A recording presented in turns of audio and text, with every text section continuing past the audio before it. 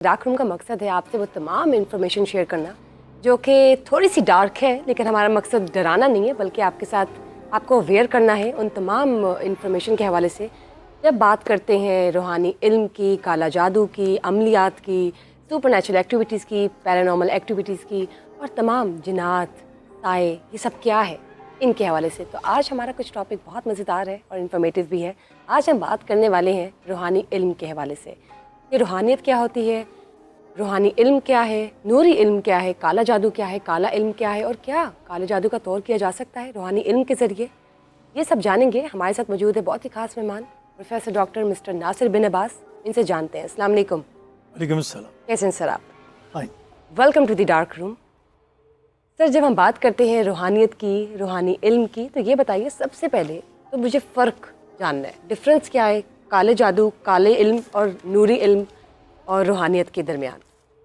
जब आप आयतल कुर्सी पढ़ते हैं ना, वो ललियुल अज़ीम तक है, लेकिन कुछ लोग इसे आगे भी जी लाइक्राफिद्दीन आगे भी ले जाते हैं। उसमें नूर और ज़ुलमात का जिक्र है। राइट। तो कायनात में कुरान मजीद में नूर और ज़ुलमात का कसरत से जिक्र मिलता है और पहलू ब पहलू मिलता है। जहाँ नूर है वहाँ ज़ुलमात है, जहाँ ज़ुलमात है वहाँ नूर है।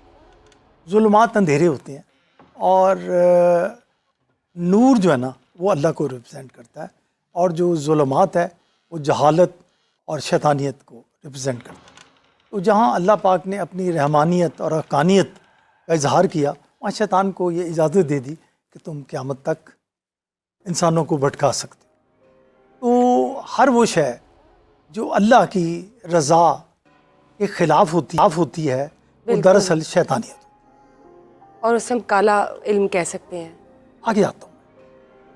अच्छा, लोग दुनिया में हसद भी करते हैं, बदनज़री भी होती है, और हसद और बदनज़री बहुत बुरी चीज़ें हैं। हज़रत अली करम अलैहि वजह का कोट है कि इस कब्रिस्तान में कई लोग सिर्फ बदनज़री के हाथों दफन हैं।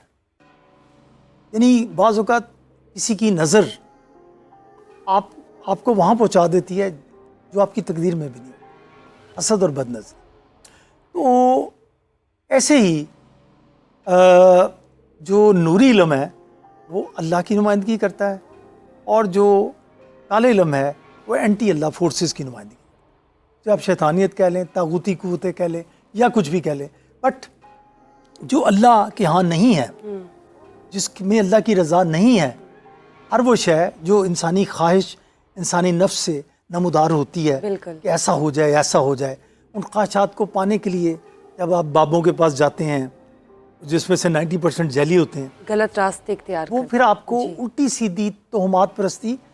अगर आप सिर्फ लोगों की ख्वाहिशात और इन बाबों के करीब बैठ के स्टोरियाँ सुने तो इंसानी अकल दंग रह जाती है कि क्या इंसान किसी के हसद में, किसी की दुश्मनी में, किसी के बुरे चाहने में इतनी दूर जा सकता है। उससे मुआशरे में बुराइयाँ भी जन्म लेती हैं और फसाद भी जन्म लेता है। तो काला इल्म भी मौजूद है और नूरी इल्म भी मौजूद है। इनकी प्रैक्टिसेस कैसे होती हैं, कौन करता है, क्यों करता है, किसके कहने पे करता है, इज़ इट ए बिज़नेस, ये एक अलग बहस है।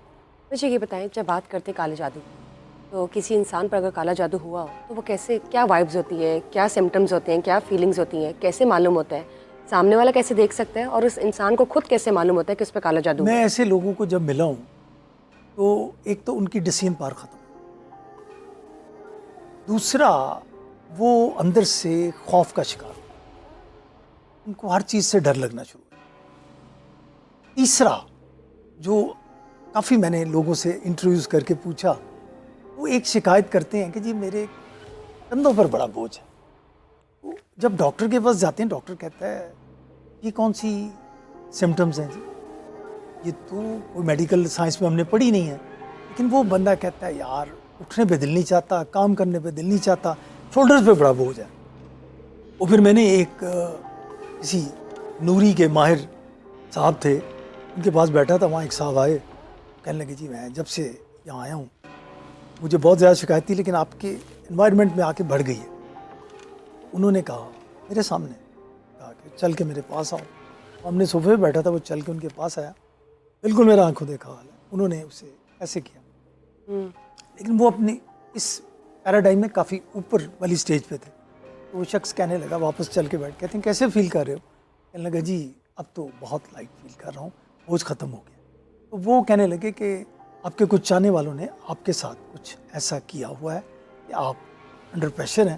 تو اس کی بہت ساری سمٹمز ہوتی ہیں جس میں سے کچھ میں نے بتایا. تو یہ بتائیں, اب آپ نے یہ جیسے واقعہ سنایا, اور کوئی ایسا انسیڈنٹ ہمارے ساتھ شیئر کیجیے جس نے آپ کو ہلا کے رکھ دیا ہو یا ٹریگر کیا ہو بہت زیادہ. بہت زیادہ, بلکہ میری پوری زندگی بدل گئی تھی. یہ 2001 کی بات ہے. ایک بہت بڑے کالمسٹ تھے, وہ آج بھی بہت بڑے میڈیا مین ہیں. میں ان کے ساتھ مل کے ٹی وی کا ایک پلے لکھ رہا تھا, آئی واز کو رائٹر. تو میں روزانہ ان کے گھر جاتا تھا, ہم اسکرپٹ اسکرین پلے پہ کام کرتے. ایک دن میں گیا تو کہنے لگے, ہمارے ساتھ روز بحث ہوتی تھی. میں کہتا تھا کل ہو اللہ احد, اللہ صمد کا ترجمہ بھی پڑھ لیں تو بات بن جاتی ہے. تم کہتے تھے نہیں سر, کل ہو اللہ احد کی اپنی فریکوینسی ہے, اللہ صمد کی اپنی فریکوینسی ہے. سر ایسے نہیں ہوتا. تو ہماری بحث چلتی رہتی تھی, اسکرپٹ لکھتے ہوئے, بات چیت کرتے ہوئے.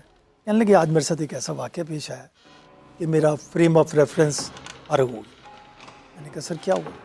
کہتے ہیں میں نے آج کالم اخبار میں میرا آیا تھا, اس میں نے لکھا تھا کہ میری MRI رپورٹ آئی ہے اور میڈیکل سائنس اتنی بے بس ہے کہ میری ریڑھ کی ہڈی کے مورے کھسک چکے ہیں, اور میں اتنا مجبور محض ہوں کہ میں واش بیسن پہ جھک کے منہ نہیں دھو سکتا, زمین پہ گری ہوئی چیز نہیں اٹھا سکتا, کیونکہ میری ریڑھ کی ہڈی کے مورے کھسک چکے ہیں. تو کسی اللہ کے بندے نے وہ کالم میرا اخبار میں پڑھا. اس وقت موبائل نہیں تھا, تو اس نے میرا لینڈ لائن نمبر لیا, تو اس کی کال آئی تھی. تو پھر سر کیا ہوا؟ کہتا پھر یہ ہوا کہ تمہیں پتہ ہی ہے کہ میں ایسے بابوں میں بلیو نہیں کرتا. تو میں نے انہیں تھوڑا سا سنپ کیا. تو انہوں نے کہا بھائی ایک دفعہ ملو تو صحیح, پھر دیکھو ایک اللہ کی سائنس بھی ہے, میں وہ دکھانا چاہتا ہوں. کہنے لگے میں نے بادل نخواستہ نہ چاہتے ہوئے آ جائے. کہتے ہیں 15 منٹ کے بعد میرے گھر کی بیل ہوئی, تو میرا خیال تھا کوئی بابا ہوگا, گلے میں مندرائیں, گرین لباس, لمبی داڑھی. کہتے ہیں فار مائی شوق وہ بڑے اسمارٹ, 6 فیٹ پلس ہائٹ, اور بڑا ایکسپینسو سوٹ, ایکسپینسو گاڑی, وہ بہت ڈیسنٹ پرسن. کہنے لگے, کہتے میں نے کہا یہ سر تشریف لائیے. وہ میرے ڈرائنگ روم میں آ کے بیٹھ گئے. تو میں نے کہا سر آپ میری توقعات کے بالکل برعکس ہیں. کہنے لگے کہ جو نہیں ہوتا کہ جو حلیہ آپ نے کنسیو کیا ہے لوگ ویسے ہی ہوں, لوگ ایسے بھی ہوتے. اپنے کچن سے آپ 4 گلاس پانی کا منگوائیے. کہتے ہیں میں نے ملازمہ کو کہا, وہ پانی لے آئی. وہ کہنے لگی آپ کا کچن, آپ کا گلاس, آپ کا پانی, میرا کچھ نہیں. میں اب کچھ کروں گا تو وائبریشن میرے اندر شروع ہو جائے گی, تو اس وائبریشن کے بعد میں بول نہیں پاؤں گا. تو میں آپ کو کہوں گا پانی کا گلاس اٹھا لو, آپ اٹھائیں گے, اشارے میں ہی مجھے بتا دیجیے اس کا ذائقہ کیا. میں پڑھتا جاؤں. اس صاحب نے پہلا گلاس اٹھایا.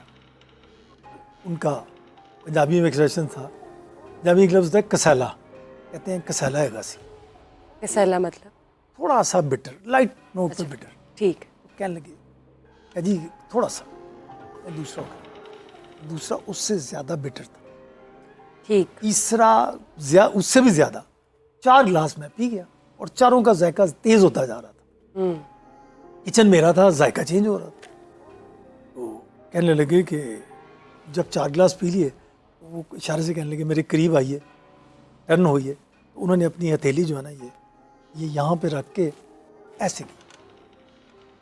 وہ کہتے ہیں واضح طور پہ مجھے انہوں نے مخاطب کر کے کہا, کہتے ہیں ناصر واضح طور پہ آواز آئی کڑک, اور میری ریڑھ کی ہڈی کا مورا سیدھا ہو گیا. کوئی آپریشن نہیں. تو کہنے لگے کہ میں حیران ہو گیا. میں نے کہا سر چائے پیجیے. انہوں نے چائے پیتے ہوئے میں نے کہا سر یہ کیا ہے؟ کہنے لگے یہ آپ کو سمجھ نہیں آئے گا, اتنا کہہ دیتا ہوں کہ آپ ایک کالمسٹ ہیں, میڈیا پرسن ہیں, آپ کے کلام میں اتنی جان ہے کہ لوگ آپ کو چیز کرتے ہیں, فالو کرتے ہیں. تو یہ جو اللہ پاک جو خالق کائنات ہے اس کے کلام میں کتنی جان ہوگی. یہ اللہ کا کلام ہے, نتھنگ ایلس. کہتے ہیں وہ چلے گئے. تو آج ہم ڈرامہ نہیں لکھیں گے, آج ہم کوئی کام نہیں کریں گے. میں تھوڑا سا ڈسٹرب. میں کہ سر آپ مجھے صرف ان کا نمبر دیں. انہوں نے ایک کاغذ پہ نمبر لکھا ہوا تھا. میں نے وہ اٹھایا, ان کا سر السلام علیکم, خدا حافظ. پھر ان سے جو میری ملاقات ہوئی, حیرت در ہے.